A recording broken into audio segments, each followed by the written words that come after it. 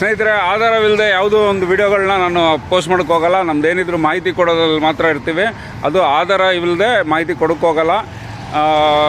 ನೆನ್ನೆನೂ ಕೂಡ ಅಷ್ಟೇ, ನಾನು ಆಧಾರ ಇಲ್ಲದೆ ಏನು ಮಾಡಿಲ್ಲ. ಆದೇಶ ಪತ್ರ ನಮ್ಮ ಮೆಟ್ರೋ ರೈಲಿಂದ ಏನು ದೊರಕಿರುತ್ತೋ ಅದನ್ನು ನೋಡ್ಕೊಂಡು ಇದು ಮಾಡ್ತೀವಿ. ನಮ್ಮ ಕೈಲಾದಷ್ಟು ಮಾಹಿತಿಗಳು ಜನರಿಗೆ ತಲುಪ್ಸಂಗೆ ಮಾಡ್ತಾ ಇರ್ತೀವಿ. ಇವತ್ತು ನೋಡಿ, ಇವತ್ತು ಮರ ಇದು ಬಂದು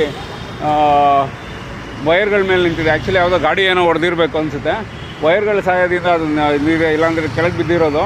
ಒಂದು ರಂಬೆ ಕೂಡ ಒಂದು ತಲೆ ಮೇಲೆ ಏನೋ ಬಿತ್ತು ಅಂದರೆ ಜೀವ ಹೋಗುತ್ತೆ. ಜೀವ ಉಳಿಸ್ಬೇಕು ಅಥವಾ ಏನಾದರೂ ಯಾರಿಗಾದರೂ ಸಹಾಯ ಮಾಡಬೇಕಂದ್ರೆ ಈ ರೀತಿ ಒಂದು ನಮ್ಮ ಸಮಾಜ ಸೇವೆಗಳನ್ನ ತೊಡಗಿಸ್ಕೊಳ್ಳೋದ್ರಲ್ಲಿ ಒಂದು ಜೀವ ಕೂಡ ಉಳಿಸ್ಕೊಬೋದು.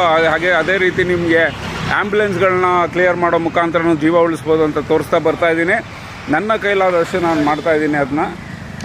ಸಮಾಜ ಸೇವೆ ಅಂದರೆ ನೀವು ಏನು ಕಂಪ್ಲೀಟಾಗಿ ಅದರಲ್ಲೇ ನಿಂತ್ಕೊಳ್ಳೋ ಅವಶ್ಯಕತೆ ಇಲ್ಲ. ನಿಮ್ಮ ದಾರಿಯಲ್ಲಿ ನೀವು ಹೋಗುವಾಗ ಅದು ಯಾವ ಏರಿಯಲ್ಲಾಗಲಿ ಜನಕ್ಕೋಸ್ಕರ ಮಾಡೋದ್ರಲ್ಲಿ ತಪ್ಪಿಲ್ಲ.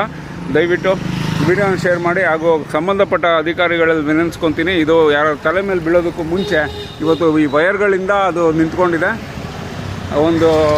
ಏನೇ ಒಂದು ಹಾನಿ ಆಗೋಕ್ಕೂ ಮುಂಚೆ ಇದು ತೆರವುಗೊಳಿಸಲಿ ಅಂತ ಕೇಳ್ಕೊತೀನಿ. Thank you for watching. Share ಮಾಡಿ ಸ್ನೇಹಿತರೆ.